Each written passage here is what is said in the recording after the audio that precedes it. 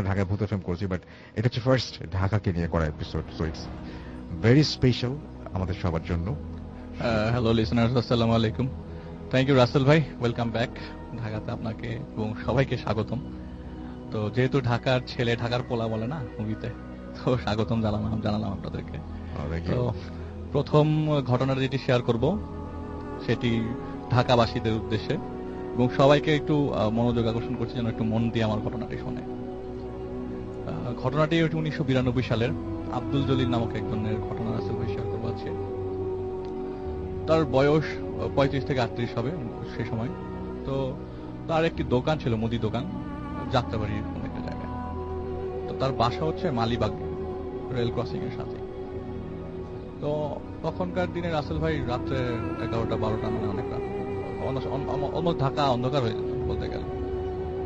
তো উনি নর্মালের মতো প্রতিদিনই যেদিন ঘটনাটি ঘটে বা যেদিন সেদিন প্রত্যক্ষ করে সেদিন দোকান থেকে বাসায় ফিরছিলেন। তো ফিরতে গেলে বাসে উঠার লাগে, এবং বাস থেকে নেমে তাকে হেঁটে রেল লাইন দিয়ে যদি যায় তাহলে একটু তাড়াতাড়ি হয়, রেল লাইন যদি না যায় তাহলে রিক্সা দিয়ে গেলে একটু ঘুরে যেতে হয়। তো সে নর্মালি রেল লাইনের উপর দিয়ে প্রতিদিন হেঁটে যেত। আচ্ছা। তো দোকান বন্ধ করতে করতে সেদিন এত কাস্টমার ছিল যে দোকান বন্ধ করতে করতে রাত্রে 12টা 10-এর মতো বেজে যায়। তো সে দোকান ক্লোজ করে রাস্তায় দাঁড়ালেন বাসের জন্য। হঠাৎ করে একটি বাস আসলো। আচ্ছা। রাসেল ভাই বাসে কোনো ঘটনাই ঘটেনি। বাসে ওঠার পরে তিনি সবকিছু নরমাল ছিল।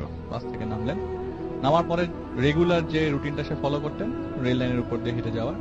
তো সেই মুহূর্তে কিছু মনে লাগে আজকে রেল লাইনের উপর দিকে যাবো কিনা, কিন্তু ওই ওয়েতে সে রওনা দিয়ে দিলেন আর কি বাসার উদ্দেশ্যে। সে আর রিক্সা নিলেন না। ওখান থেকে তার বাসার রিক্সা ভাড়া মাত্র 4 টাকা। আচ্ছা। তো রেল লাইনের উপর দিয়ে তখন সে দেখলেন যে ঘড়িতে 12টা 20-এর উপরে বাজে আর কি। তো রেল লাইনের উপর দিয়ে হাঁটা শুরু করলেন। হাঁটতে হাঁটতে প্রায় মিনিট 3 আগানোর পরেই দুই পাশেই বস্তি রাসেল ভাই, মানে রেল লাইনের দুই পাশেই বস্তি। তো একটু আগানোর পরে হঠাৎ করে তার সামনে, মানে আচমকা, মানে এটা তার চিন্তারও বাইরে, এবং without signal, without siren, without light, হঠাৎ করে একটা ট্রেন তার সামনে হাজির হয়ে যায়। অসম্ভব রকম ভয় পেয়ে যান তিনি যে উইদাউট সাইরেন, কোনো হুইসেল নাই, কিছু নাই, একটা ট্রেন হঠাৎ করে আমার সামনে চলে আসলো। আর এক্সপিরিয়েন্সের ক্ষেত্রে বলবো রাসেল ভাই তার বাসা রেল লাইনের সাথেই। তো ট্রেন যাওয়া আসা, ট্রেনের মুভমেন্ট, ট্রেনের সাউন্ড সবইতে সে অভিজ্ঞ। একটা ট্রেনের সাইজ কত বড় হতে পারে। তো তখন তাকে জিজ্ঞেস করলাম যে আপনি কি বলতেছেন, আমি কিছু বুঝি নাই। তো তিনি বললেন যে এই ট্রেনের সাইজটা আমি বলতে পারবো না, আমি আপনাকে বলতে পারবো না ট্রেনটা কত বড়। আর আমি যতটুকু যেভাবে ট্রেন দেখছি তার স্বাভাবিকের থেকে অনেক বড়, এবং এত দ্রুত ট্রেন আমি কখনো দেখিনি। আমার সামনে চোখের পলকে আমার সামনে হাজির হয়ে গেল, এবং আমি খুব ভয় পেয়ে গেলাম। একটু চিন্তা করতে লাগলাম, না এই রাস্তায় আসা যাবে না এরকম কিছু করতে থাকলে। কিন্তু চিন্তার কথা তো পরে রাসেল ভাই, তাকে তো আগে বাঁচতে হবে এই অবস্থা থেকে। সে বস্তির মানে বস্তির পাশ দিয়ে ঘেসে যখন ডান পাশ সরে একটু এগোতে যাচ্ছিলেন, এমন সময় ইঞ্জিন রুম নাকি সেটা সে বললো না। আমি এতগুলো বগি, এখান থেকে বগি তো দেখতেছি, আমি কোনো শেষ পাচ্ছি না, যতটুকু আলোতে চোখ পড়ে আর কি, আমি এটার কোনো শেষ পাচ্ছি না। এমন সময় তার চোখ বাম দিকে যায়। আচ্ছা। এই পাশে বগির জানালাগুলো ছিল, এবং তিনি দেখলেন যেটা যে প্রতিটা বগির জানালাতেই অনেকগুলো মানুষ দেখা যাচ্ছে, কিন্তু কারোরই মাথা দেখা যাচ্ছে না। হয়তো তারা লম্বা, মাথা নাই, এটা সে বুঝতে পারছে না, এবং সে ওই জায়গায় হাঁটু গেড়ে বসে পড়লেন। যে জিনিসটা দেখে সেটা হচ্ছে জানালা গড়ি বেয়ে বেয়ে রক্ত পড়ছিল। আর এত চিৎকার, এত আহাজারি যে ওখানে মনে হয় কেউ খুন করছে বা কিছু একটা। কিন্তু এই ইনস্ট্যান্সে উনি এত কিছু চিন্তা করার সুযোগ পান নাই, কারণ উনি ওখানেই বসে পড়ছেন, একটু হেলদি বাল্কিয়ার ছিল। তো ওখানেই বসে পড়ার পরে তার মানে সে আর মুভ করতে পারছে না আর কি। সে দেখলো ভেতর থেকে প্রচন্ড মানুষ, মানে অনেকগুলো মানুষ প্রচন্ড চিৎকার করছে, এমন মানে ভেতর থেকে কে জানি মারছে কাউকে, পেটাচ্ছে কাউকে, এরকম কিছু একটা তার কাছে মনে হলো। তো এই দৃশ্য কিছুক্ষণ চলমান অবস্থায় থাকার পরে যখন তিনি মানে ভাবলেন যে না, এখানে এতক্ষণ বসে থাকা যাবে না, আর এটা তো তার সামনেই চলছে।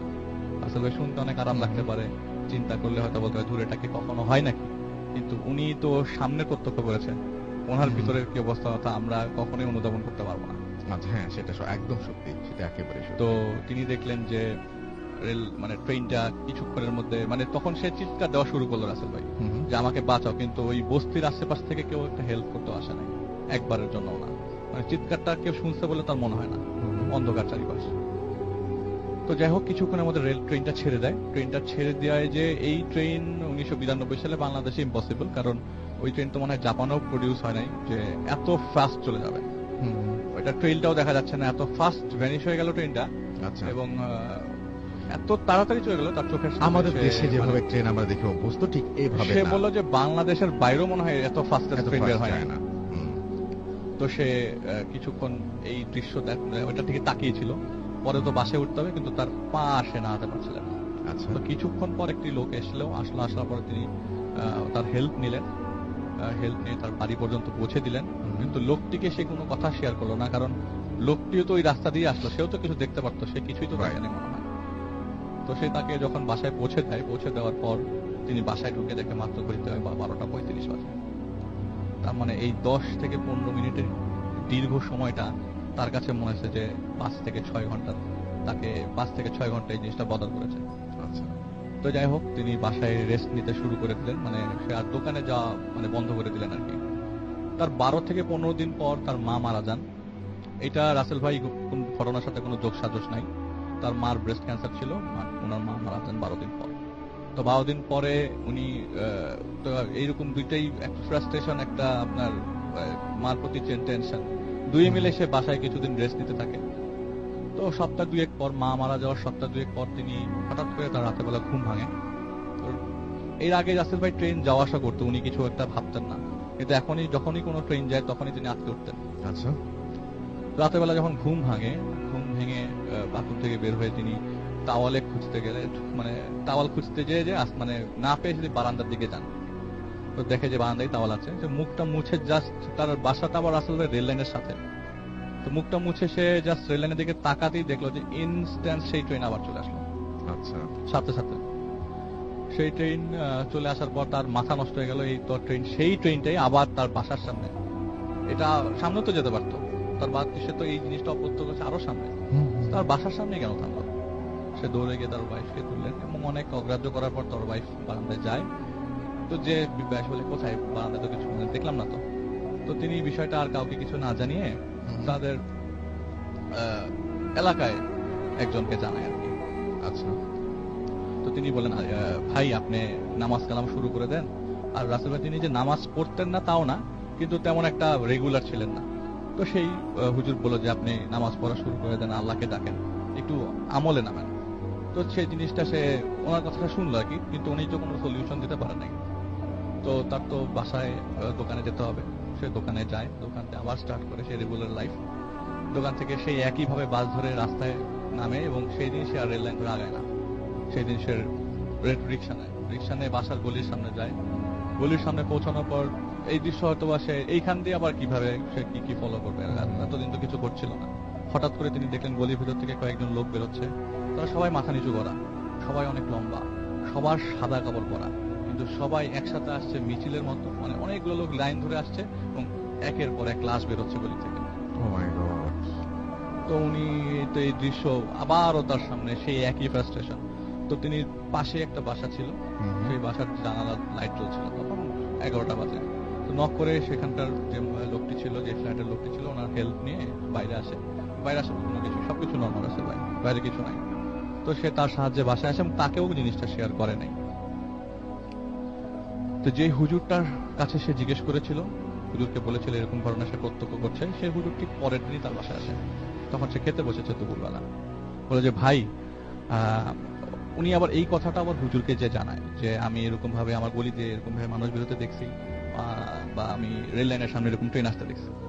তো সে হুজুর বলে যে ভাই বিশ্বাস করবে না, গতকালকে আপনি যখন ঈশার ওয়াক্তে আমার কাছে এসেছিলেন, আমাকে যে ঘটনাটাই বললেন, ঠিক আপনি বাসায় যাওয়ার পরে আমি বাসায় যাওয়ার সময় রাস্তা দিয়ে দেখি যে কতগুলো মানুষ লাইন ধরে যাচ্ছে এবং সবার সাথে একটি করে লাশ, অনেকগুলো লাশ। এবার উনি নিজেই প্রত্যক্ষ করলেন। এটা খুব অদ্ভুত ব্যাপার। কিন্তু তো সে বললো যে আচ্ছা ভাই ঠিক আছে, আমি একজন বুজুর্গকে চিনি, নদীর ওপারে যেতে হবে। নদীর উপরে, ঢাকার ভেতরেই তো এখন পরে কেরানীগঞ্জ, তো নদীর উপরে যেতে হবে সে বলে। আচ্ছা, তো নদীর উপরে নিয়ে যে সে কুই চিপা চাপা দিয়ে তাকে এমন এক জায়গায় নিয়ে যায়, এক বুজুর্গ অনেক বয়স্ক, এবং তার ভাষ্য মতে তার বয়স নাকি অলমোস্ট 100 ক্রস করেছে। আচ্ছা, তো সেই বুজুর্গের কাছে বললো যে আমার এই ঘটনা ঘটেছে, এই হচ্ছে আমার সাথে। তো সে একটা সলিউশন দিল যে বাবা, তুই নামাজ পড়া শুরু কর, আল্লাহকে ডাক, আমলে নাম, আর কোনো দিকে না তাকিয়ে ওই এলাকা ছেড়ে 10 মাইল দূরে চলে যা, সার্কেল ধরে, আচ্ছা দেখবি তুই ভালো হয়ে গেছিস। তো উনিও মনে মনে চিন্তা করলো না ওনার কথাটা রাইট আছে, ওখান থেকে চলে গেলে হয়তো আমি কিছু আর ফিল করবো না, হয়তো বেঁচে যেতে পারি। তো উনি বললো যে আচ্ছা ঠিক আছে, তুই চলে যা। আর এই একটা গ্লাসে পানি ছিল, সেটাতে সে ফু দিল, ফু দিয়ে বললো যেটা তুই খা এবং বিসমিল্লাহ বলে খাবি। সে পানিটা খায় এবং ইনস্ট্যান্সে তার যখন চোখ খুলে সে দেখে তার ঘরের বিছানায় সব ঘুম ভাঙে। তার মাঝখানে কোনো কিছু এর মাঝখানে তার কিছু মনে নাই, কিন্তু খুব ইনস্ট্যান্সে তার চোখটা খোলার পরে সে দেখে যে সে সকাল হয়ে গেছে এবং ঘুম ভাঙলো মাত্র। মানে পানিটা খেলো, জাস্ট চোখটা খুললো এবং অন্য একটা দিন সকাল কতক্ষণ মাঝখানে কতক্ষণ গেছে সেটা তার কোনো আইডিয়াই নেই। আচ্ছা। তার কাছে মনে হলো যে আমি তো মাত্র পানি খেলাম, মাত্রই ঘুম থেকে উঠে গেলাম, উঠে দেখে আমার বাসার বিছানায়। খুব অবাক লাগার মতো ঘটনা রাসেল ভাই। খালি বললো যে আরেকটা কথা বলে দেই, ছোট্ট একটা কথা, যে আমি ওই পানিটা খাওয়ার আগে মাথা নিচু করে খাচ্ছিলাম, তো আমি একটি জিনিস দেখি যে লোকটি আমাকে নিয়ে গেছে, যে লোকের কাছে, যে হুজুরটি আর যে বুজুর্গ যে ছিল, তারা দুইজন যখন আমাকে পানি দেয় তা মাথা নিচু করার সময় দেখি তারা কেউ মাটিতে বসেছিল না। তবে দুইজনই ভাসমান অবস্থায় ছিলেন। ওইটা তার কাছে এটা কোনো ডেসক্রিপশনই নাই রাসেল ভাই। ওকে। তো এরপরে তিনি ওই এলাকা ছেড়ে দেন রাসেল ভাই। এরপরে তার আর কোনো কিছুই, কোনো সমস্যা নাই, এরপরে কোনো কিছু ফিল করে নাই। Right, thank you Arif.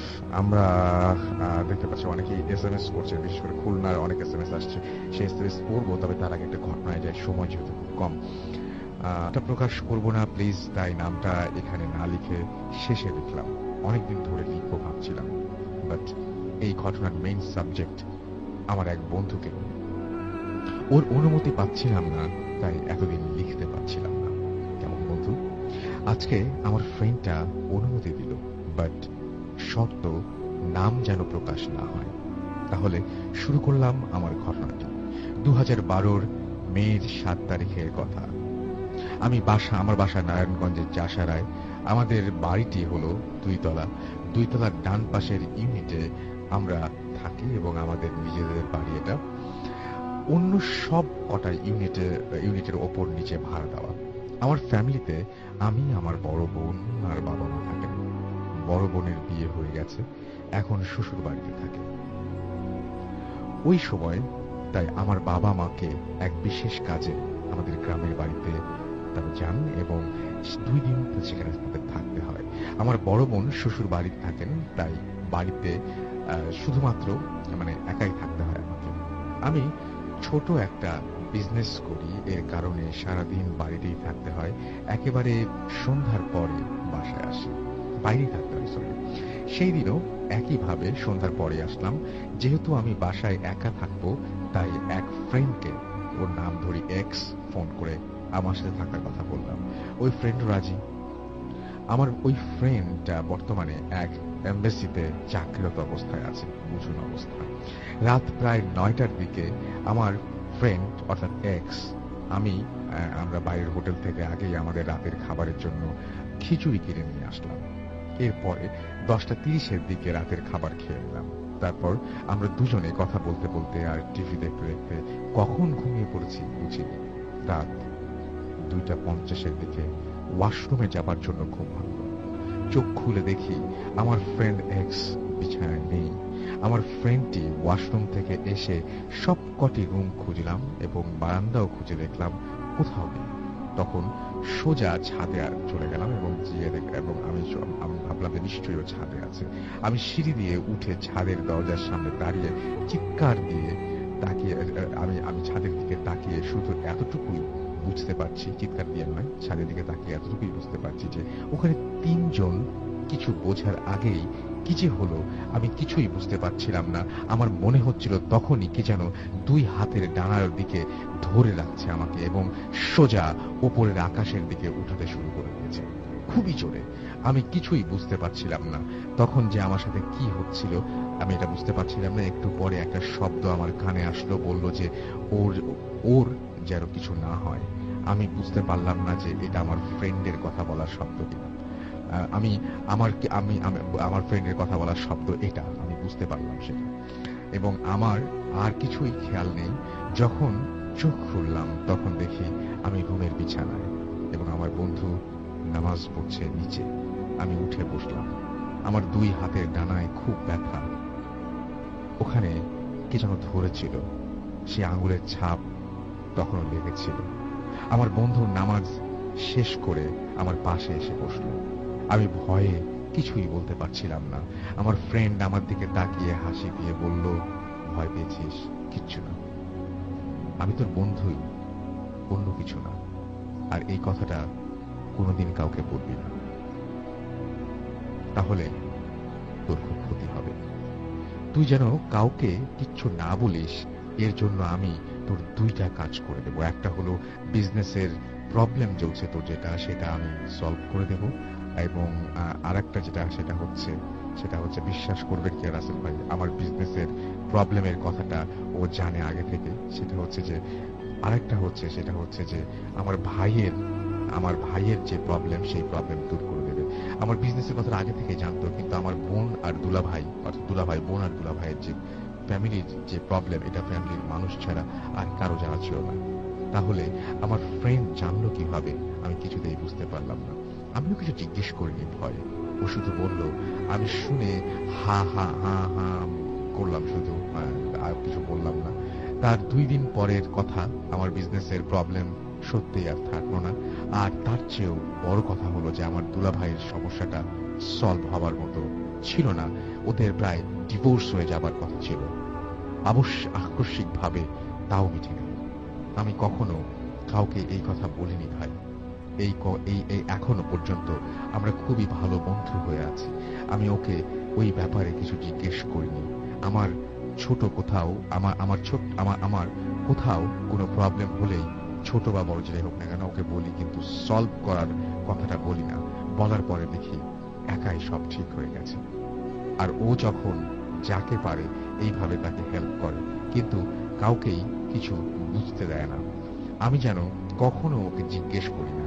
এখানেই শেষ করলাম রাসেল ভাই, ভালো লাগলে পড়ে শোনাবেন। তারপরে নাম লিখেছে, সুতরাং আমি নামটা বলবো না। ফোন নাম্বারও দিয়েছেন।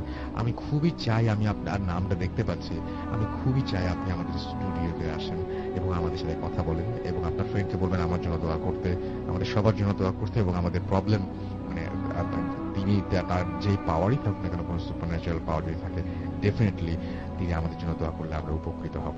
বিশেষ করে আমার জন্য বলবেন অবশ্যই। এবং আপনাকে আমি ইনভাইট করছি স্টুডিওতে। আপনি ডেফিনেটলি স্টুডিওতে এসে আমাদের সাথে এসে আপনার জীবনের আরো কিছু ঘটনা আমাদের সাথে শেয়ার করুন। আমরা অনেক বেশি খুশি হব। মিরপুরের ঘটনা আছে, এটা রুবেল নামে একজন শেয়ার করেছে আমার কাছে। সে মিরপুর 14 নম্বরে থাকতো। সেখানে একটা কোয়ার্টার ছিল আগে, এখন আছে কিনা আমি জানি না, ব্যাটালিয়ান বলতো ওটাকে। আচ্ছা, হ্যাঁ, ব্যাটালিয়ান কোয়ার্টারে ওখানে থাকতো। ওকে। যাই হোক, তো উনি ওখান থেকে, মানে ওই রুবেল যিনি ছিলেন আমার থেকে অনেক বড় বয়স, সিনিয়রিটি। তখন উনি ইয়াং, ওনার টিনেজার ছেড়িয়ে গেছেন আর কি তখন বয়স। তো উনি রাতের বেলা চলাফেরা করতেন, আড্ডা মারতে যেতেন, এবং মানে আপনার মিরপুর এলাকায় শেওড়াপাড়া এরকম জায়গা দিয়ে ঘুরে ঘুরে আসতেন। তো ওনার বাসায় আসার জন্য ওনাকে একটা শর্টকাট ব্যবহার করতে হতো, সেটা হচ্ছে ইব্রাহিমপুরের মধ্যে দিয়ে উনি আসতেন আর কি। আচ্ছা। তো একদিন উনি এরকম আসছেন ওখান থেকে হেঁটে হেঁটে, তো রাত হয়ে গেছে, তো ওখানে একটা পুকুর ছিল। তো উনি হঠাৎ খেয়াল করে দেখলেন যে পুকুরের পাড়ে মনে হচ্ছে যে কিছু একটা, মানে ইটস লাইক একটা পশুর মতো, লাইক কাইন্ড অফ কুকুর টাইপের একটা কিছু বসে আছে, কিছু একটা খাচ্ছে বা সামথিং লাইক দ্যাট। তো সে ফার্স্টে কুকুর মনে করে, ইগনোর করে, রাতের বেলা একটা এরকম থাকতেই পারে রাস্তার মধ্যে, পুকুর পাড়ে কুকুর টুকুর থাকতে পারে। তো সে যখন কাছে চলে আসে তখন দেখে যখন একটা না, মানে একটার সাথে 3-4টা মনে হলো বাতাস থেকে, মানে মানে মানে অদৃশ্য থেকে জেনারেট হলো তিনটা, এবং তার দিকে তাকালো। তার দিকে যখন তাকালো, সে বললো যে জিনিসটার চেহারা ছিল just like kind of like মানুষের মুখের মতো, মুখের মতো না, শরীরটা ওরকম, চেহারা মানুষের মুখের মতো, এবং জল জল করে তাকে আছে, এবং সেগুলোর মুখের মধ্যে লাইক পচা মাছ টাছ টাইপের খাবার। তো সে না খুব মানে ভয় পেয়ে যায় জিনিসটা দেখে, মানে অ্যাবনর্মাল একটা জিনিস। তো উনিটা দেখে উনি করে কি, কিছুক্ষণ দাঁড়া যায়, দোয়া পড়ে আর কি। তখনকার মানে ওনার যে স্টেটটা ছিল আসলে ওইরকম ভাবে চিন্তা করার মতো না, বেশ ভয় পাচ্ছে বসে। তো সে হাঁটা শুরু করে, আবার ভয় মানে সাইড হয়ে হাঁটা শুরু করে। তো তারপর থেকে সে যদি দেখে যে একটু পর পরই তাকে ফলো করে করে জিনিসগুলো আসতেছে। এবং ফলো করার জিনিসটা হচ্ছে এরকম যে হেঁটে আসা না রাস্তা, এটা লাইক মানে মনে হচ্ছে কিছু আছে আবার কিছু নাই, ধোঁয়াশা টাইপের, লাইক অনেক সময় আমরা মরিচিকা দেখি না, জাস্ট লাইক দ্যাট, সেইভাবে। এবং জিনিসটা তার বাসা পর্যন্ত তাকে ফলো করে আসে, এবং ওই রাতে তার প্রচন্ড জ্বর হয়। আচ্ছা। এবং জ্বর হওয়ার পর থেকে সে অসুস্থ হয়ে যায় বেশ। এবং তখন সে খেতে পারতো না, করতে পারতো না, মানে নর্মাল লাইফ লিড করতে পারতো না, এবং প্রায় সে ওই একটা অন্ধকার ছায়ার মতো দেখতো তার বাসার আশেপাশে ঘোরাফেরা করে। এবং ওই যে জায়গাটা ছিল, যে গলিটা যেখানে আসতো, ওই জায়গাটার নামে নাকি রাসেল ভাই এখনো এখন তখন পর্যন্ত উনি বলছে, তখন পর্যন্ত জায়গাটা বেশ বদনাম ছিল একটা জায়গা। ইব্রাহিমপুর থেকে 14 নম্বর যাওয়ার পথে একটা গলি ছিল, আচ্ছা, এখন আছে কিনা আমি জানি না। তো যাই হোক, উনি ওটাতে অনেকদিন সাফার করে, এই অন্ধকার এই প্রবলেমটা যে সাফার করে। পরবর্তীতে উনি এটা বিভিন্ন ট্রিটমেন্টের মাধ্যমে আস্তে আস্তে উনি এটা থেকে রিকভার করেন। আচ্ছা, আমরা এখন শুনি সাবিলার ঘটনা। আমার ঘটনাটা শুরু হয় ডিসেম্বর মাসে 2015-তে। জি আমার অপারেশন হয় অ্যাপেন্ডিক্সের। জি আমি যেদিন অপারেশন হয় তার 6 দিন পর আমি রাতে বিছানায় একলা ছিলাম হুম, হসপিটালের বেডে। জি হসপিটালের বেডে রাত প্রায় 3টা বাজে। 3টার দিকে বিছানার নিচে একটা শব্দ হয়, শব্দে ঘুম ভেঙে যায় আমার। শব্দটা একতালেই চলছিল। হুম, মনে হচ্ছিল বিছানার নিচে কেউ একজন আছে যে শব্দ করছে। আচ্ছা, পরে বিছানার নিচ থেকে কান্নার শব্দ আসে, আবার মাঝে মাঝে হাসিরও শব্দ আসে। হুম, তখন আমার মা বাবারা ছিল না। আচ্ছা, পরে যখন আমার নানু আমার রুমে ঢুকে, হুম, তখন আমি চিৎকার করি, আমার বাবা মা সবাই আসে। হুম, আসার পর আমি বলি যে বিছানার নিচে কিছু একটা আছে। তখন আচ্ছা, আমার আম্মু দেখে একটা টেনিস বল। টেনিস বল, হ্যাঁ, আচ্ছা, আর হসপিটালে সচরাচর টেনিস বল থাকে না, হুম, আর আমার অপারেশনের রুগী আর টেনিস বল থাকার কথা ছিল না। হুম, তারপর থেকে যখন বাসায় আসি, বিভিন্ন ধরনের ঘটনা ঘটে আমার সাথে। এরকম বিভিন্ন ধরনের নানা ধরনের ঘটনা ঘটে। আমার চুল ধরে টানে, আমার সাথে কথা বলতে চায় কেউ একজন। হুম, আমি কিছু একটা দেখি, কিছু একটা ফিল করি, আমার কাছে এসে কান্না করে আমার পাশে থাকে, এটা বুঝতে পারি। আমার ফ্যামিলিতে কেউ এসব বিশ্বাস করতো না। আচ্ছা, এই টেনিস বলটা হঠাৎ করে হসপিটালের ভেতরে আপনার বেডের নিচে কিভাবে আসলো? হসপিটালের বেডের নিচে কিভাবে আসলে এটা কিছু আমি জানি না, কিন্তু ওখানে থাকার কথা ছিল না, কারণ আমার কোনোভাবেই থাকার কথা ছিল না। কথা ছিল না। রাইট, এবং তারপর থেকেই সমস্যাটা শুরু হয়ে সমস্যা গেছে। শুরু হয়। ওকে, তারপর একদিন রাত 24শে ডিসেম্বর রাত 3টার সময় আচ্ছা, তার আগে বলি, আপনি কি টেনিস বলটা টাচ করেছিলেন বা বাসায় নিয়ে এসেছিলেন, এরকম কোনো কিছু? টেনিস বলটা বাসায় নিয়ে আসা হয়নি। টাচ করেছিলেন? না, টাচও টাচও করা করেনি, হয়নি। আচ্ছা, ওকে, তারপর থেকে রাত 3টার সময় আমার বিছানার পাশে কান্না শুরু হয়। কান্নার শব্দটা একটু ধীরে ধীরে বাড়তে থাকে, প্রথমে আসতে হয়, প্রথমে তারপর আসে, আস্তে আস্তে, বাড়তে থাকে। আচ্ছা, দেন আমার নানু আমার পাশে শুয়েছিল। নানুকে যখন আমি নানুকে যখন জাগিয়ে তুলি, তখন নানু দেখে আমার মাথার কাছে একটা ঘন কালো ছায়া আমার দিকে তাকিয়ে আছে। আচ্ছা, তখন নানু জোরে জোরে আয়াতুল কুরসি বিভিন্ন ধরনের সূরা পড়া শুরু করে। তখন হাসির শব্দটা আরো বেশি নিকট ভাবে হয়। তখন ওই ছায়াটা ঘরের এক পাশ থেকে এসে দরজা বন্ধ করে দিয়ে চলে যায়। তখন আমাদের ফ্যামিলি সবাই বিশ্বাস করে। দেন 3 জানুয়ারি 2016-তে আমার বিকালবেলা আমি ঘুমাচ্ছিলাম, ঘুমের ঘরে একটা স্বপ্ন দেখি, যে স্বপ্নে একটা মেয়ে আমাকে মারে। কিন্তু আশ্চর্যের বিষয় হলো, স্বপ্ন থেকে আমি যখন স্বপ্নের উঠি, মধ্যেই মারে? হ্যাঁ, স্বপ্নে আমাকে যে যে জায়গায় মারা হয়েছে, ঘুম থেকে ওঠার পর সেই জায়গায় প্রচন্ড ব্যথা, আর আমার হাতেও কাটার দাগ ছিল। একজন যে হাত আমার চিপে ধরেছে, সেই দাগটা ছিল। তারপর আচ্ছা। থেকে আমার অসুস্থ, যখনই কিছু একটা দেখি তখন আমার অসুস্থ হয়ে যায়। এখনো ডক্টর ঠিক মতো ধরতে পারেনি যে আমার কি রোগ হয়েছে। কিন্তু আপনি ছাপটা পান, ঘুম থেকে ওঠার পর ছাপটা পান, আর হ্যাঁ। স্বপ্নে যিনি মারেন তার চেহারা কিরকম? তার চেহারা একটা মেয়ে, অনেক লম্বা চুল, চোখ বড়। আর আরেকদিন ঘটনা ঘটছে, আমি সেলফি তুলতেছিলাম, হুম, আমার সেলফির পাশে চোখ ছিল। আচ্ছা, আমি সেলফি তুলতেছি, আমার পাশে একটা চোখ ছিল। সেটা না হয় ধরলাম আমি, টেকনিক্যাল ডিফিকাল্টিস হতে পারে, কিন্তু বা কোনো ধরনের অন্য ঝামেলা হতে পারে, বা ক্যামেরার সমস্যা হতে পারে, হতেই পারে। বাট স্বপ্নে যে মেয়েটাকে দেখেন, এই মেয়েটার সাথে আপনার বাস্তবে কোনোদিন কি কোনো দেখা হয়েছিল, বা এর সাথে কোনো পরিচয় আছে আমি আপনার? একদিন বই পড়ছিলাম, হুম, হুম, আমাদের জানালা সেটা অনেক বড় একটা জানালা, জানালার কাঁচে জানালা, আর পাশ থেকে দেখা যায় সবকিছু। আমি একটা মেয়ে দেখি, সেম মেয়ে, যে মেয়েটাকে আমি স্বপ্নে দেখেছি, হুম, হুম, সেই মেয়েটা বসেছিল। যখনই আমি ভয় পেয়ে উঠে বসি, মেয়েটা সেখানে ছিল না, কিন্তু সেই মেয়েটাই আমাকে স্বপ্নে আমাকে মারে। এই মেয়েটাই মারে? জি। তারপর থেকে আমি এখন অসুস্থ। যখনই কোনো কিছু একটা ঘটনা ঘটে, আমার জ্বর ওঠে, আমার বমি হয়, এই ধরনের ঘটনা ঘটতে গেছে। ওকে, আমরা আপনার কাছে আবারও ফিরে আসবো, আমরা তার মাঝখানে আমরা চলে যাব। জি, এই ঘটনাটা অ্যাকচুয়ালি স্টার্ট হয় যখন আমার বাবা পেটে ছিল, আমার দিদার। সো আমরা জানি যে আগের কালে বাসাগুলো, আমার বাবার বাসাটা actually like home town, like যেখানে জন্ম হয়েছে সেটা ফরিদপুর ছিল। সো ওখানে বাসাগুলা যেখানে জন্ম হয়েছে ওই বাসাটা ছিল টিন শেডের, রাইট? সো যখন আমার বাবা কনসিভ করেছিল লাইক বাবাকে, তখন ওখান থেকে প্যারানর্মাল অ্যাক্টিভিটি শুরু হয় অনেক রকমের। যেমন নর্মালি অনেক সময় শোনা যেত যে টিন শেডে চাল ছিল যেটার উপর দিয়ে মানুষ হাঁটাহাঁটি করতো এবং অন্য মানুষ ঢিল দেওয়ার আওয়াজ হতো, কিন্তু ওটা অনেক রাতে, যেটা নর্মালি হওয়া সম্ভব ছিল না। অ্যান্ড দেন অনেক ধরনের শ্যাডোজ দেখা যেত, সো যেগুলো নর্মালি আমরা দেখি না। এবং ওরকম প্যারানর্মাল অ্যাক্টিভিটিস এর মধ্যেই আমার বাবার জন্ম হয়।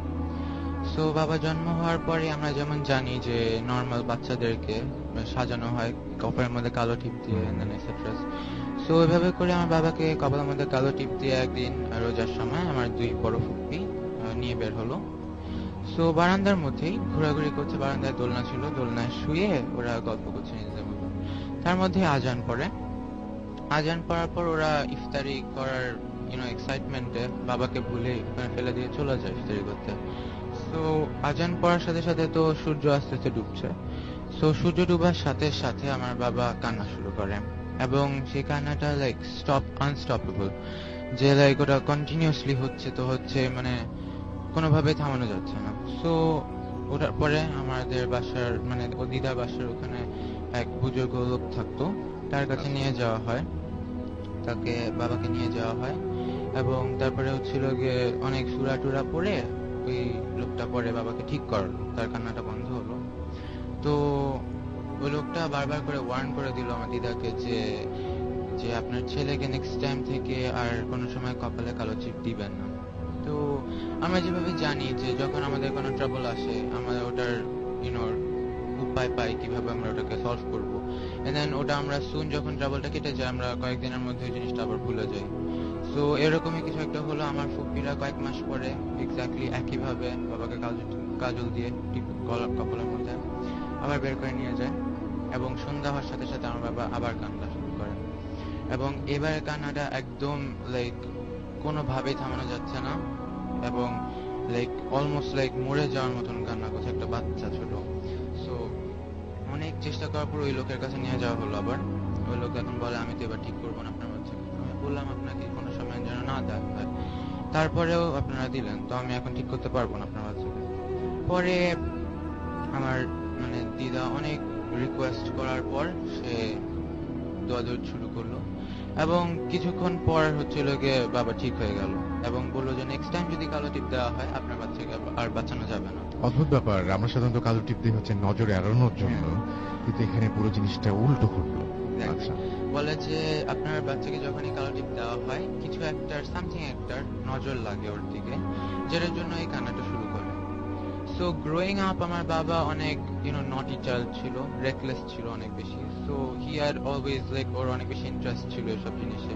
সো এসব জানার পরে বাবা গ্রোয়িং আপ এগুলো জানলো, এন্ড বাবা যেহেতু একটা গভর্নমেন্ট সার্ভিস করে, সো বাবা ডিফারেন্ট জায়গায় পোস্টিংস হয়। তো সিলেটে পোস্টিং ছিল এই জন্য, এবং সিলেটে বাবা একটা কোর্স করতে গেছিল। সো বিল্ডিংটা যেমন ছিল ওটা আই শেপের বিল্ডিং, এবং বাবার গ্রাউন্ড ফ্লোরের রুম সবচেয়ে কর্নারে। সো বাবা প্রত্যেকদিন রাতে 9টা-10টার দিকে এরকম একা একা ছাদে যেত। ছাদে যেয়ে বলতো যে কে আমার সাথে থাকতে আমার দিকে নজর লাগাতে ছোটবেলা, সাহস থাকলে আমার সামনে আসো। সো এরকম একদিন করলো, 2 দিন করলো, 3 দিনের দিন বাবা যখন ছাদে গেল, বাবা ফেল্ট আ বিট উইয়ার্ড, যেটা ইউজুয়ালি হয় না, because like he doesn't believe, কোনো সময় এসবে বিলিভ করে না। ট্রাস্ট করতো না। হ্যাঁ, এসব বলে কিছু হয় না আসলে, এগুলো সব লিম। সো এগুলোর পরে বাবা আবার একইভাবে করলো, এবং 12টার দিকে বাসা চলে আসলো রুমে, এসে ঘুমালো। এবং নর্মালি কি হয়, বাবা শোয়ার আগে সব দরজা জানালা লক করে শোয়, কিন্তু আনফরচুনেটলি আর সারপ্রাইজিংলি সেদিন বাবার পায়ের কাছে বা মাথার কাছে দরজাটা খোলা ছিল। সো ঘুমাচ্ছে ঠিক মিডনাইটের দিকে, 1:30-2টা, এই সময় বাবার ঘুম ভাঙে, এবং বাবার মনে হয় যে বাবার সাথে there is someone, বাবা is not alone. তো বাবা যেহেতু লাইক করিডোর থেকে হালকা লাইট আসছে, ওই লাইটের মধ্যে মোটামুটি ক্লিয়ারলি দেখা যায়, এবং বাবা দেখতে পারলো যে বাবার পায়ের কাছে একটা অসম্ভব সুন্দর মেয়ে দাঁড়ানো। মেয়েটা দেখতে মানে আমরা হিন্দুদের দুর্গা যে মূর্তিটা দেখি অলমোস্ট ওটার মতন দেখতে, জাস্ট ডিফারেন্স হচ্ছিল গিয়ে নর্মাল মেয়েদের চুল থাকে নিচ দিকে ছাড়, ওই মেয়েটার চুল ছিল আকাশে উড়া, মানে অপোজিট ডাইরেকশনে উপরে ছিল এবং গোল হওয়া ছড়ানো সব জায়গায়, এবং চোখগুলা রক্তের মতন লাল ছিল এবং এক দৃষ্টিতে খুবই রাগ হয়ে বাবার দিকে তাকিয়ে আছে। তো বাবা এটা দেখে মানে এমন ভয় পায়, বাবা শুরু করে যে বলা শুরু করে যে তুমি এখানে কেন এসেছো, তুমি এখান থেকে চলে যাও, এই মুহূর্তে চলে যাও। এবং এটা বলার পরে সে নয় না কোনো দিকে, এবং একটু পরে তার হাতটা বাম হাতটা উঠালো এবং ওটার মধ্যে সে একটা মেয়ের চুল মুঠি করে ধরা ছিল এবং এই মেয়েটার গলা কাটা ছিল। দেখার পর বাবা প্রচন্ড ভাবে আয়াতুল কুরসি পড়া শুরু করে, এন্ড দেন আয়াতুল কুরসি যত পড়ে ওই মেয়ে আরো রাগ হয়, আরো লাইক ভিশিয়াস ভাবে তাকায় বাবার দিকে। সো ওভাবে করে আস্তে আস্তে আয়াতুল কুরসি পড়তে পড়তে মেয়েটা আস্তে আস্তে ফ্লোট করা শুরু করলো মাটির থেকে, ফ্লোট করে আস্তে দরজা দিয়ে ভ্যানিশ হয়ে যায়। ওকে, বাট একটা জিনিস সেটা হচ্ছে আপনার বাবার জীবনে এই সমস্ত ঘটনা ঘটেছে, আপনাদের ফ্যামিলি মেম্বার আরো দুইজন আছেন এখানে, আপনার মা আছেন, আপনার নামটা একটু প্লিজ বলবেন? আমি ঈশ্বর ভাই। জি, আমি ঈশ্বরের ভাইয়া। আচ্ছা, শাহরের ভাইয়া। শাহরের আম্মুর সাথে আমার একটু পরিচয় হই, আমরা একটু জাস্ট একটু পরিচিত হই। জি, আমি তানিয়া। ওকে, তো আমি আপনার কাছে একটু জানতে চাইবো যে আপনি বলছি আমরা শুনছিলাম আপনার কাছ থেকে যে এই যে ওরা বলছিল যে ওনাদের বাবার যে সমস্যাটা ছোটবেলায় হয়েছিল, কিন্তু সেই সমস্যাটা রেশ ধরে এই মেয়েটিকে কি আপনারা মানে আপনারা কেউ দেখেছেন, আপনাদের তিনজনে কেউ দেখেছেন যে মেয়েটির কথা উনি বলেন? আমি ঠিক আসলে মেয়েটা কেমন ছিল বা কি সেটা তো আমি জাস্ট এমনি শুনেছি, আমি কখনো ওভাবে করে তো কিছু মানে যেহেতু এটা আমি বলতেই পারবো না, কিন্তু আমি এটুকুই বলতে পারি একটা সময় যেহেতু আমার হাজবেন্ড গভর্নমেন্ট সার্ভিস করেন এবং বিভিন্ন জায়গায় তার পোস্টিং থাকে, আমরা একটা হিলি এরিয়াতে যে কোনো একটা প্লেসে ওখানে একবার, তখন আমার বাচ্চারা খুব ছোট, ওদেরকে নিয়ে আমি ওখানে গেলাম। আর তার চেয়েও আগে আমি বলি, আমার বড় ছেলে যখন আমি কনসেপ্ট করি তখনও এই ধরনের কিছু নর্মাল ব্যাপার প্যারানর্মাল অ্যাক্টিভিটিস আমার বাসায় ছিল, বিকজ ওর বাবা একটা ভাইটাল পোস্টে ছিল এবং ওকে খুব বিজি থাকতে হতো, আমি অলমোস্ট একাই থাকতাম। সেই সময়টায় আমাকেও কিছুটা জিনিস, এই ধরনের জিনিস ফেস করতে হয়েছে এবং আমি তখন জিনিসটাকে আসলে এভাবে দেখতাম যে হয়তো আমি প্রেগন্যান্ট, সো সেজন্যই হয়তো আমি ভয় পাচ্ছি। রাইট, অনেকেই বলেন যে এই সময়টা অনেক রকম চিন্তা আসে মাথায়। রাইট, ওটা থেকেই, বাট আমি ওটাকে কখনো সিরিয়াসলি ওভাবে কিছু ধরিনি। তারপর যখন একটু বড় হলো আর যখন সেই হিলের একটা জায়গায় আমরা গেলাম, ওখানে যাওয়ার পর একদিন মধ্যরাত্রিতে, আমি ঠিক সময়টা বলতে পারবো না, কিন্তু মধ্যরাত্রিতে আমি একটু মানে ওয়াশরুমে যাব, হঠাৎ আমি তাকিয়ে দেখলাম আমার পায়ের কাছে একটা বড় জানালা ছিল, খুব বড় একটা জানালা ছিল। তো আমি পর্দাটা সরানো ছিল, আমি ওখানে হঠাৎ করেই আমার চোখটা গেল এই জন্যে যে আমি দেখতে পেলাম যে আমি নিজেই ওখানে দাঁড়ানো আছি জানালার বাইরে। আমি দাঁড়ানো আছি, আমি আমার নিজেকে দেখতে পাচ্ছি, সেটা একটা ভয়ঙ্কর একটা ফিলিংস, এটা আমি এক্সপ্লেইন করতে পারবো না। এক্স্যাক্টলি ঠিক সেই রকমই, যেরকম চুলগুলো উপর দিকে, একটা অদ্ভুত অবস্থা চুলে, আর চোখটা ভীষণ টকটকে লাল এবং খুব রাগী চোখে আমি আমার নিজেকেই দেখছি। এবং আমি এতটাই ভয় পেলাম যে আমি ওর বাবাকে তখন ডেকে তুললাম, আমি এবং সাথে সাথে আমি আর কিছু তখন আর কিছু আমার এর পরের অংশ আমার আসলে আর কিছু মনে নেই। আচ্ছা, একটা জিনিস সেটা হচ্ছে আপনারা বলছিলেন যে আপনাদের বাসায় আপনারা সবাই ফিল করেন যে আপনারা সবসময় একা না, কেউ কিছু মানে কিভাবে ফিল করেন, মানে কিভাবে বুঝতে পারেন যে আপনি একটা হামাগুড়ি দেওয়ার কথা বলছিলেন? জি, একটু বলেন তো আমাকে। এটা হচ্ছে কি, যখন আমরা একটা লম্বা সময় যদি এমন হয় যে আমরা তিনজন আছি কি আমরা দুজন আছি, তাহলে কিন্তু ব্যাপারটা ওভাবে কিছু হচ্ছে না। যখনই আলাদা ভাবে থাকছি তখন ব্যাপারটা না, কিন্তু আমরা চারজন একসাথে যখনই কোনো বাসায় একটু বেশি দিন আমরা থাকি, সেটা বছর 3-4 এই ধরনের কোনো কিছু, তখনই এই ব্যাপারটা কিন্তু কাজ করে। এবং এখন যেটা হচ্ছে, ওর বাবার সাথে আগে কি হয়েছে সেটা এখানে মুখ্য বিষয় না এখানে। এখন যেটা হচ্ছে যে আমরা বাকিরা যারা আছি আমরা সাফারটা করি, বা আমরা আমরা সাফার বলবো না কি বলবো জানি না, আমরা ফিল ফিল করেন বা হ্যাঁ। ফেস করেন ব্যাপারটা, রাইট? আচ্ছা, কি ফিল করেন বলেন তো, বা কি ফেস করেন আপনারা, কি ফিল করেন যে ঘর বাসায় কে থাকতে পারে, তার সে কেমন, বা এই যে হামাগুড়ির ব্যাপারটা, এটা কিভাবে আপনার মাথায় আসলো? একটু যদি যেমন যেদিন হামাগুড়ি দেওয়ার ব্যাপারটা আসলো হামাগুড়ির ব্যাপারটা আমি একেবারেই জাস্ট হাঁটু দিয়ে একটা আমি যেখানে ছিলাম, যেটা আমি বলছি যে একটা বাইরের একটা কান্ট্রিতে আমরা ছিলাম, 3টা বছর ছিলাম ওখানে, এবং সেখানে যেটা ছিল যে আমাদের ফুল বাসাটা ছিল আপনার কার্পেটিং করা ছিল। এখন সেখানে পায়ের কোনো শব্দ হবে না, হবে না, খুব right? জোরে কেউ যদি পা ফেলে তাহলে ধুক ধুক করে কোনো শব্দ হয়তো হবে। সেক্ষেত্রে আমরা যেটা ফিল করতাম যে চার হাতের পায়ের একটা শব্দ, আচ্ছা, খুব জোরে কেউ ধুম ধুম করে শব্দ করছে, এবং হাঁটুর মুড়ে ওখানে বসে দেন মানে মনে হতো যে উকি দেওয়ার চেষ্টা করছে, এবং সেই ফিলিংসটা আমি আসলে এক্সপ্লেইন করতে পারবো না, এটা কেমন করে কি আমি এটার কোনো এটা ব্যাখ্যা নেই আপনার কাছে। আমার কাছে নেই। এবং আপনি বুঝতে পারেন যে এই মানুষটার অস্তিত্ব আপনাদের ফ্যামিলিতে আছে। আমি একটু পাশে আপনার আর আমি হচ্ছে আপনার নামটা একবার একটু প্লিজ বলবেন। ঈশ্বর, আপনিও কি এরকম ফিল করেন যে আপনার বাসায় মানে আরো একজনের অস্তিত্ব আছে? কখনো ফিল করেছেন এরকম মনে হয়েছে?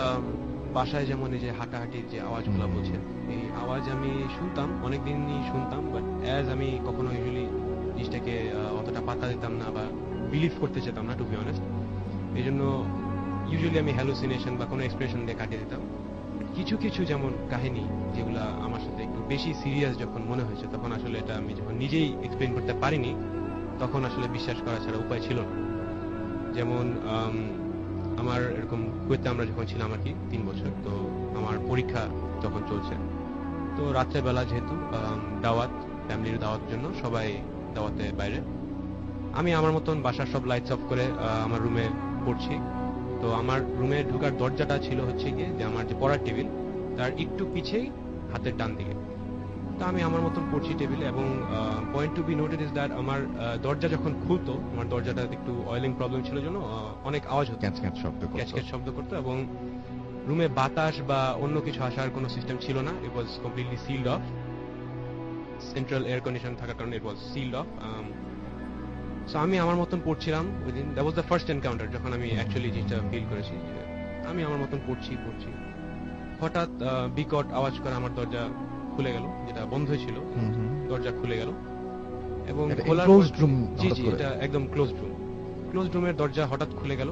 খুলে যাওয়ার পরের থেকে অ্যাজ ইফ আমার ঠিক রাইট বিসাইড মি যদি কেউ দাঁড়িয়ে থাকে, অবশ্যই আমি একটা প্রেজেন্স ফিল করতে পারবো। তো ওইরকম একটা প্রেজেন্স আমি ফিল করলাম যে কেউ একজন দাঁড়িয়ে আছে আমার ঠিক পাশেই, পিছন সাইডে দাঁড়ানো। তো আমি যেহেতু আমি ট্রাই করছি যে এটা যাতে আমি না ফোকাস করি, আমি আমার কাজ করার চেষ্টা করছি, কিন্তু এতটাই বেশি প্রেজেন্সটা বোঝা যাচ্ছিল যে আমি পড়া বন্ধ করে পরে পিছিয়ে তাকাতে বাধ্য হলাম।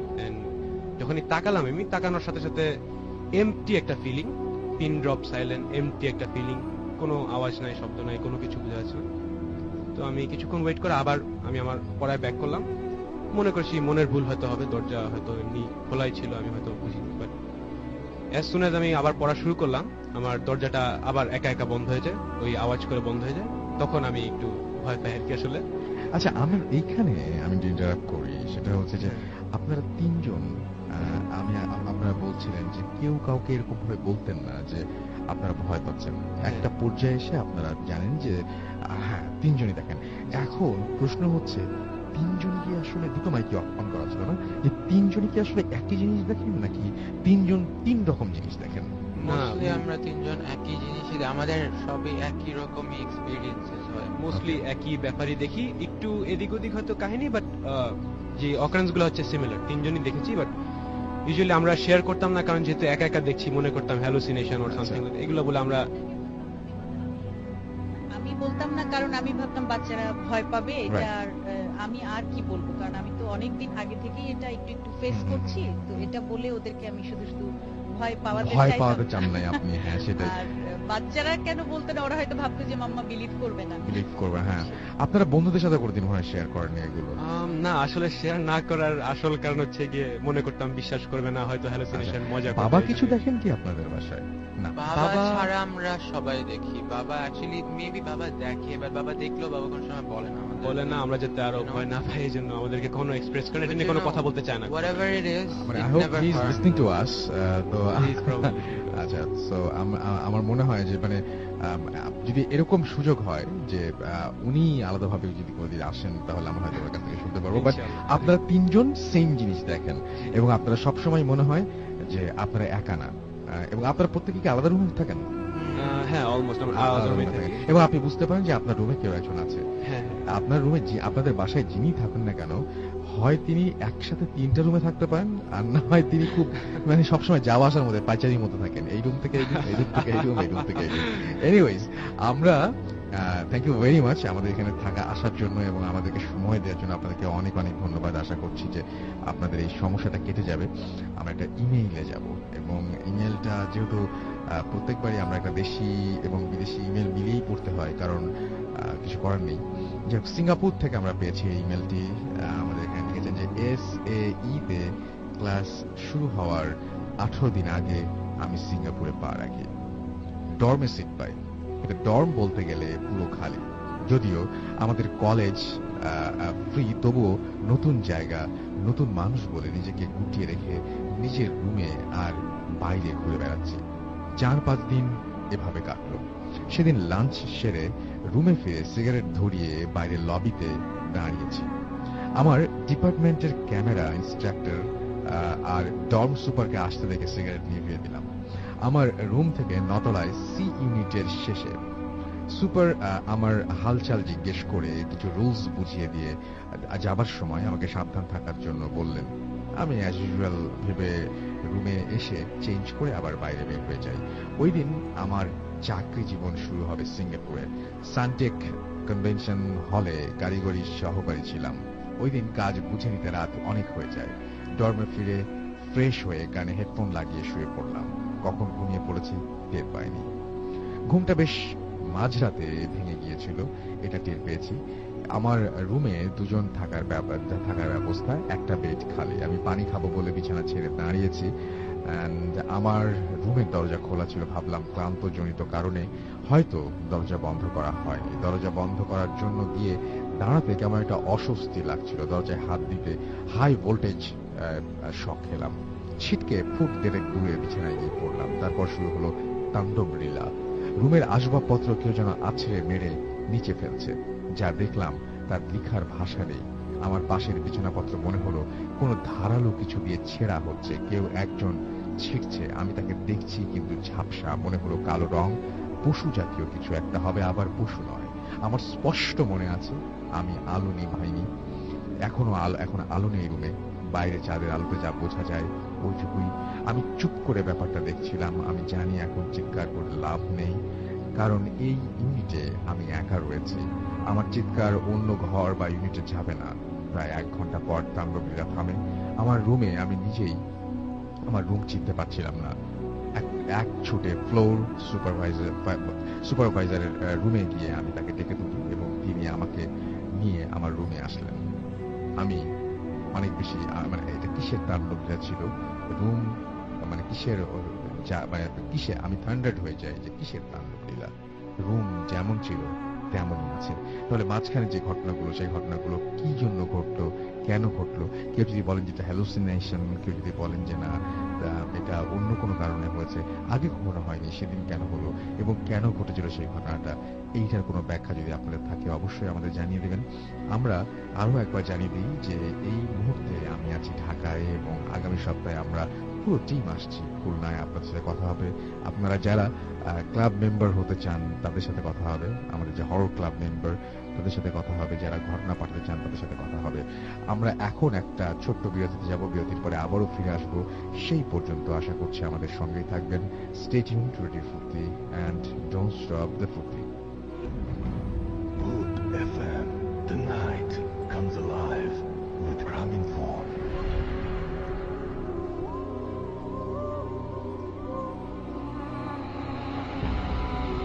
Welcome back. শুনছেন সবসময় বেরি 48.2 FM। আমি রাস্তার আছি, সাথে আমার সাথে রয়েছে মাসুম এবং আজকে অতিথিরা। আপনাদের সবাইকে স্বাগত জানাচ্ছি ফুতেফুনে এবং সঞ্জীব আতুল আমাদেরকে লিখেছেন, আমাদের সেই শুভ ওয়াসার সেখান থেকে লিখেছেন মন খারাপ, দোয়া করেন আমাদেরকে।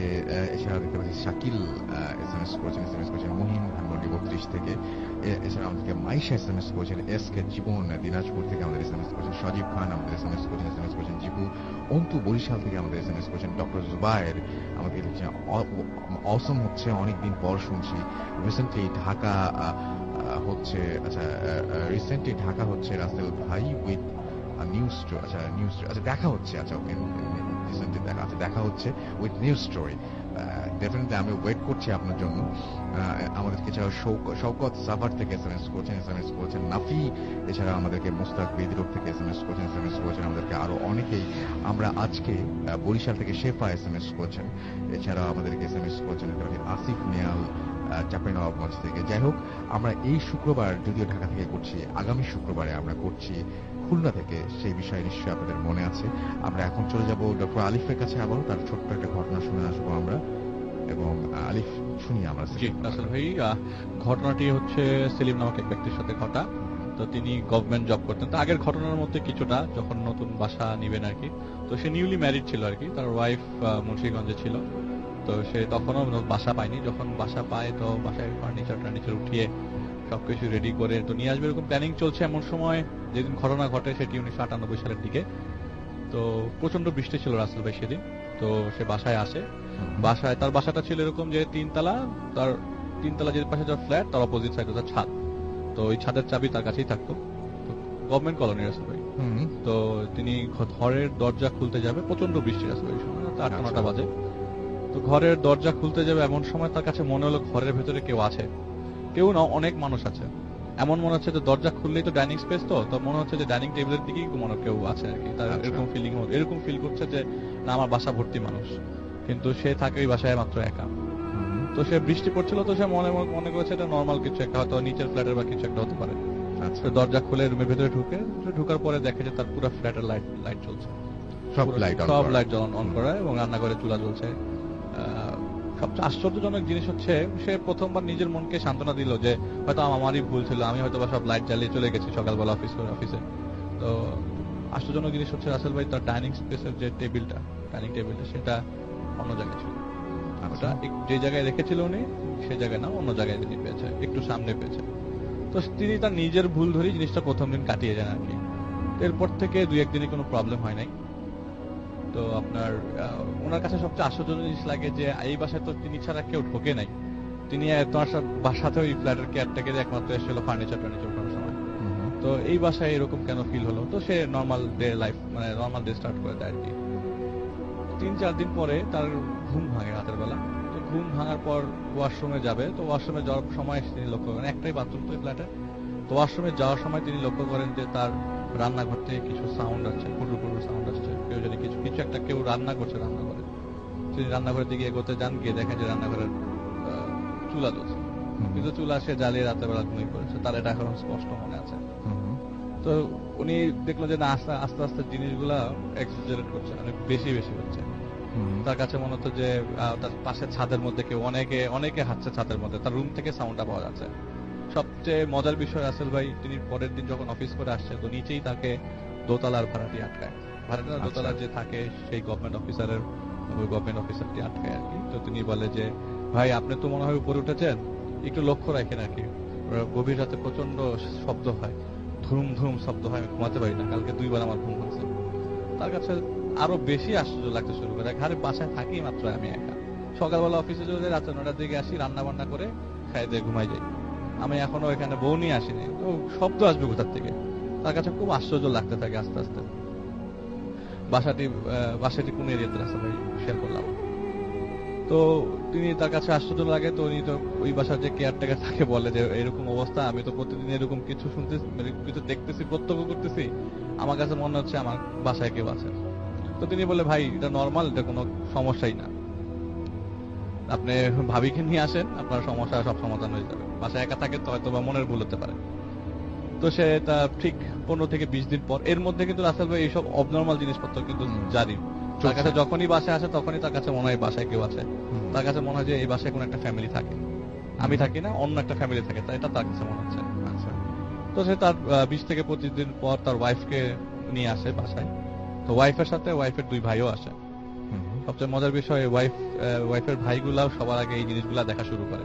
মানে উনি এতদিন ধরে সামনে আসার কোনো কিছু শুরু করছে না, কিন্তু ওয়াইফের ভাইরা জিনিসটা প্রত্যক্ষ করে। তারা পাশের রুমে ছিল। তো যে ছোটটা রুনান, ওর নাম রুনান, তো সে আর কি ঘুম ভেঙে রান্নাঘরের দিকে যায়। ঠিক একইভাবে যেভাবে তিনি আগেবার ফলো করেছিলেন, তার কাছে মনে হচ্ছে রান্নাঘরে কেউ আছে, ছেলেটার কাছে। তো দেখে একটু উঁকি মেরে দেখে রান্নাঘরে চুলা ধরছে, জ্বলছে, আর কেউ একজন রান্না করছে রান্নাঘরে। কিন্তু তার কাছে মনে হয় রাত্রে 2টার দিকে রান্নাঘরে তো কারো থাকার কথা না। ছেলেটার বয়স 15-16 হবে আর কি। তো সে ভয়ে রুমে চলে যায় এবং এই কথাটা কাউকে শেয়ার করে না। ঠিক পরের দিন পুরা বাথরুমের আপনার কল ফেটে পানি দিয়ে ভেসে গেছে পুরা বাসা, এবং সেটা অবশ্যই মানে সেটা হয়েছেও গভীর রাতে, সবার ঘুমের অজান্তে। সবাই ঘুমতে করে দেখে পুরা বাসার ফ্লোরে পানি, পানির ঝরঝরায় পানি পড়তেছে, নিচে থেকে গেট থেকে উঠে আসছে, তার বাসার কি হয়েছে। তো এইসব জিনিস অ্যাকুমুলেট করার পর ওই ওনার যে 2 ওয়াইফের 2 ভাই, ওরা ওই বাসা ছেড়ে চলে যায়।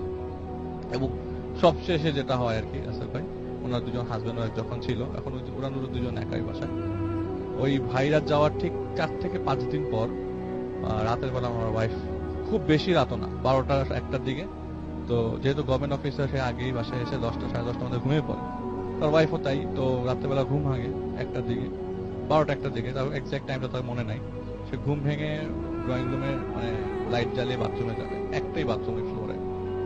তো ড্রয়িং রুমের লাইট জ্বালাতেই দেখে যে ড্রয়িং রুমের মধ্যে কয়েকজন মানুষ বসে আছে সোফার উপরে, ডাইনিং স্পেসে অনেকে খেতে বসেছে। এইটা দেখার পরে তিনি বলে যে এই বাসায় আর থাকা সম্ভব না। তার হাজবেন্ডকে ওই মুহূর্তেই তিনি জানায়, এবং ওই জানানোর পরে যে আমি এই বাসায় থাকতে পারবো না, আমার পক্ষে থাকা পসিবল না।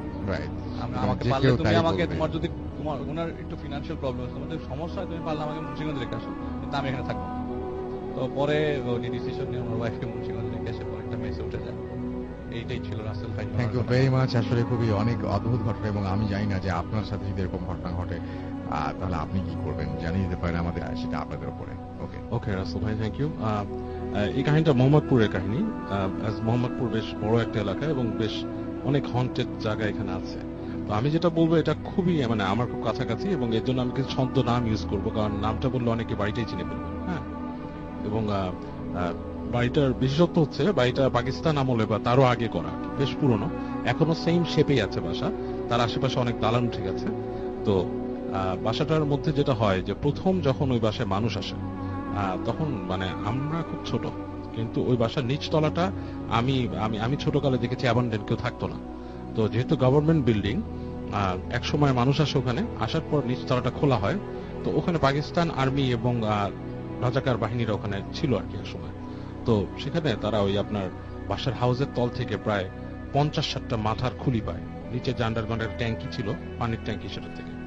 এবং ওই বাসাটার মধ্যে যখন ওঠে, তারা প্রথমে অনেক কিছু মানে উদ্ভট জিনিস এক্সপিরিয়েন্স করতে, যার নিচতলায় ছিল। যেমন দেখা গেছে আপনার ঘুমিয়ে আছে, রাতের বেলা কান্নার শব্দ শুনতেছে রান্নাঘর থেকে, মানে খুবই ভয়ঙ্কর ব্যাপার স্যাপার। এবং মানে বাতি কেটে যেত বারবার, মানে তখনকার সময় ফিলামেন্ট বাল্ব গুলো শুধু কেটে যেত। যাই হোক, একদিনের কাহিনী বলি, যেহেতু ছোট করে বলতে হবে। এটা ওই বাসার অনেক কাহিনী আছে। এর মধ্যে একটা হচ্ছে ওই বাসার যিনি বড় ছেলে আর কি, ধরেন ওনার নাম আমি XYZ আজাদ বলে দিলাম, মানে নামটা যাতে একটু হাইট থাকে। যাই হোক, উনি একদিন রাতে ঘুমিয়ে আছে। তো ওনার রুমে মনে হচ্ছে যে মানে মানে কেউ নক করতেছে টকটক করে। তো উনি জিজ্ঞেস করে কে, কোনো উত্তর নাই। তো একসময় উনি উঠে এসে দরজা খুলে দেখে ওনার বাবা দাঁড়ায় আছে, বেশ একটা ডিস্টেন্সে, ওনার থেকে 2-3 হাত দূরে ওনার বাবা দাঁড়ায় আছে, চেহারাটা দেখা যাচ্ছে না ঠিক মতো। তো উনি জিজ্ঞেস করে আব্বা, তো বাবা কোনো রেসপন্স দেয় না। বাবা করে কি ঘুরে হাঁটা শুরু করে। তো উনি ওনার বাবাকে ফলো করা শুরু করে, ফলো করতে করতে যায় করিডোর দিয়ে। বাসাটা ছিল এরকম রাসেল ভাই, চারিপাশে করিডোর, হ্যাঁ, এবং এক প্রান্তে হচ্ছে বাথরুম, আর মাঝখানে কিন্তু একটা ফাঁকা জায়গা, আকাশের আলো এসে পড়ে আর কি। আচ্ছা, নিচে এরকম। তখন যখন হেঁটে যাচ্ছে কর্নারে বাথরুম, দেখে তার বাবা হেঁটে হেঁটে যাচ্ছে, অন্য রুমগুলো বন্ধ দরজা, এবং হেঁটে হেঁটে ডান দিকে গেল, যে বাথরুমের দিকে হেঁটে চলে গেল বাথরুমের ভিতরে। তো উনি বলতেছে যে আমার বাবা রাতে ডেকে উনি আমাকে ডাকলো, তারপর বাথরুমে চলে গেল। তো উনি বেশ খানিকক্ষণ দাঁড়ায় ছিল রান্নাঘরের সামনে, কি ব্যাপার, আব্বার কি কিছু দরকার বা কি কারণে। তারপর দেখে যে কোনো সারা শব্দ নাই। তো উনি তখন ওনার বলতেছে আর কি যে আব্বা আব্বা ডাকতেছে, শোনে না। তো উনি হেঁটে একটু সামনে গেছেন, ঝুঁকি দিয়ে দেখে বাথরুমে যাওয়ার যে সামনে যে সিঁড়ি ছিল একটা, মানে উঁচু উঠতে হয়, সিঁড়ির উপর তার বাবা বসে মুখটা 2 হাতে ঢেকে, জাস্ট মুখের নিচের অংশটা, মানে হাসতেছে, কেমন একটা ভেতর থেকে একটা চাকলিং হাসি আর কি আসতেছে, এবং তাকে দেখে এরকম মুখ তুলে তাকাইছে, এবং মুখটা এত, মানে তার কাছে চোখটা এত ভয়ঙ্কর লাগছে যে ওই যার নাম বললাম, ধরেন ছদ্মনাম আজাদ ভাই, উনি ওখানে ফেইন্ট হয়ে যায়। আচ্ছা, হ্যাঁ, ফেইন্ট হয়ে যায়, মানে তার থাকে না। পরে উনি যখন ওনার হুঁশ ফেরে কিছুক্ষণ পরে, উনি তাকিয়ে দেখে যে কেউ নাই এখানে, মানে পুরো জায়গাটাই ফাঁকা। তো ওই পাশে এরকম অনেক কাহিনী রাসেল ভাই ঘটেছে। আজকে যেহেতু সময় স্বল্প, আমি জাস্ট একটা বললাম আর কি। ওকে, থ্যাংক ইউ সো মাচ। এই ঘটনাটা খুব অদ্ভুত, এবং এই ঘটনাটা এটা আপনি বলেন যে পাকিস্তান আমলের আগে, পাকিস্তান আমলের বাসা, এবং খুব কাছাকাছি, মানে মোহাম্মদপুরের, মানে আমার বাসার থেকে খুব কাছাকাছি, খুব কাছাকাছি, এবং এই বাসাটা মোটামুটি লোকেশন বললে সবাই জানতে পারবে, সবাই জানবে, এবং এবং নামও ছদ্মনাম বললাম। আচ্ছা, এই বাসাটা এইরকম ঘটার কোনো কারণ কি? ঘটার কারণ হচ্ছে যে অনেক পুরনো বাসা, এবং এটা তো একসময় জানেন যে ওইখানে সব বাসাগুলো ছিল আর কি পাকিস্তান আমলে বেশ পুরনো, ওখানে হাউজিং এর বাসা ছিল। হ্যাঁ, এবং মানে মোহাম্মদপুরে বেশিরভাগ বাসা কিন্তু হাউজিং এর ছিল, এবং পাকিস্তানিদের ছিল, বিহারিদের ছিল, এবং অনেক বাসাগুলো কি পাকিস্তান আর্মি ক্যাম্প করতো তখন। ক্যাম্প করে সেখানে তারা রান্না বাড়া করতো, মানুষকে টর্চার করতো। যেমন বললাম, ওই বাসার নিচতলাটা এমনকি আমি ছোটকালে পর্যন্ত দেখছি তখন পর্যন্ত বদ্ধ ছিল, পরবর্তীতে ওটা খুলে এসে সরকারি একজন, আমি কিন্তু যে বাসাটা মনে হয় আন্দাজ করতে পারছি, বাসাটা ম্যাক্সিমাম সময় ফাঁকা ফাঁকা কেমন যেন থাকে। হ্যাঁ, ফাঁকা নিচে ফাঁকা, এখনো রান্না বান্না হ্যাঁ, এরকম আপনি চিনে ফেলেছেন। আমি চিনতে পেরেছি বোধহয়।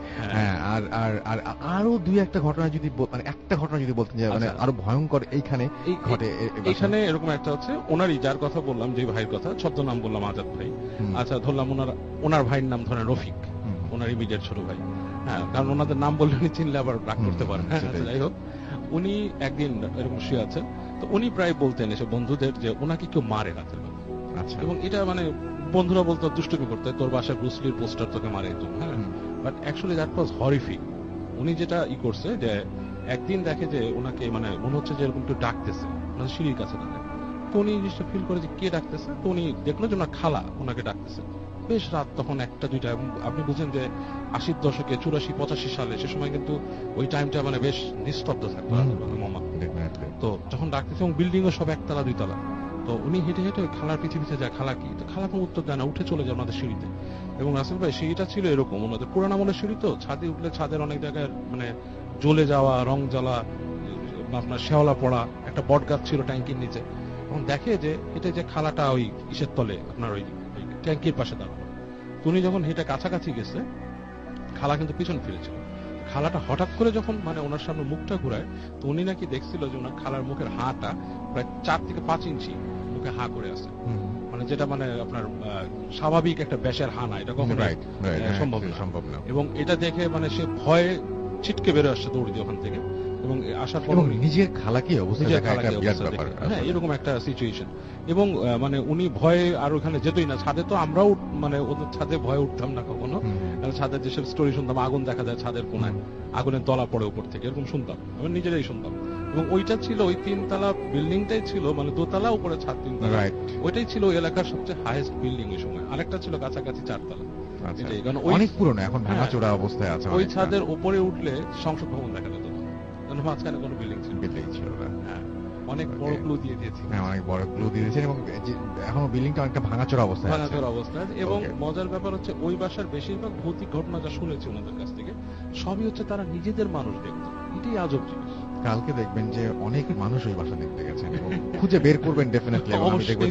আমি দেখবো যে অনেকে মেল করেছেন। হ্যাঁ, সেটাই। থ্যাংক ইউ ভেরি মাচ বাবু ভাই আমাদের সঙ্গে আসার জন্য। আমরা আরো ঘটনায় যাব, তবে তারা কিছু SMS করে। সাদিক আমাদের মালিবাগ থেকে SMS করেছেন, এবং তিনি বলছেন যে রাজশাহী এবং ঢাকার ঘটনাগুলো খুব ভালো লেগেছে, যদি গল্পগুলো এক গুচ্ছ করেন তাহলে এই 2 সিটির ঘটনাগুলো একসাথে করতে বলেছেন।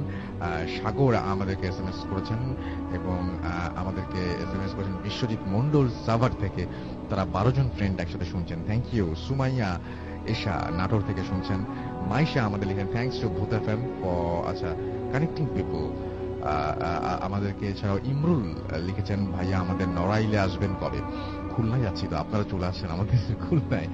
শাহিদ আমাদেরকে লিখেছেন রংপুর থেকে, রংপুর আসবেন কবে? আমরা তো সব জায়গায় যেতে চাই, তন্ন তন্ন করে প্রত্যেকটা জায়গা দেখতে চাই আমরা। তান্নি আমাদের চিরং থেকে লিখেছেন যে ফার্স্ট ঘটনাটা দারুণ, এবং লাইট জ্বালিয়ে তিনি শুনছেন ভয়ে। ফার্স্ট ঘটনার পর থেকে না, আচ্ছা, প্রথম ঘটনাটা আসলে অনেক অদ্ভুত ছিল, আমার কাছে খুব অদ্ভুত লেগেছে। কবির আমাদের এসএমএস করেছেন জিঞ্জিরা থেকে। কিন্তু ব্যাপারটা হচ্ছে কি, আপনারা প্রত্যেকটা ঘটনা যদি একটু নিজেরা ঠিকভাবে চিন্তা করেন এবং অবলোকন করেন ঠিক ওইভাবে, যে তাহলে দেখবেন যে আপনি যদি শুধুমাত্র যে ঘটনাগুলো আমরা শোনালাম সেই ঘটনায় যে জায়গাগুলো রয়েছে সেই জায়গাগুলো নিজেদের কল্পনা করেন,